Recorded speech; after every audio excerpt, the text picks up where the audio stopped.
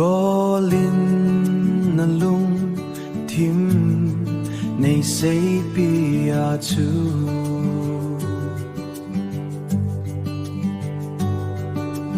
Gison lel za chat na kadim zing e ngai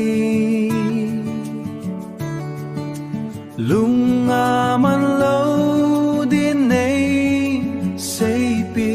achum lung lai lon hi bang kang mo in ka lung sit na lien pen nei hin chan chu lung lai dam mo zong dam na in ka golin lung sit na alo pi ngei ze lung lai dam nan pa khom hiti boy golin lung sit na alo pi ngei ze lung lai dam nan pa khom hiti boy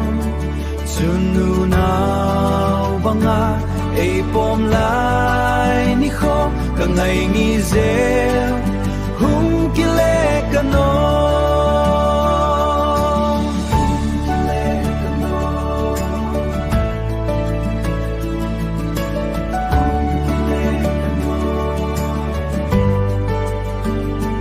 Boys in ulay nei lung se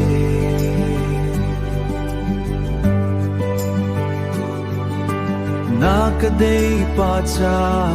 lung lai dam mo zong hung dam le kano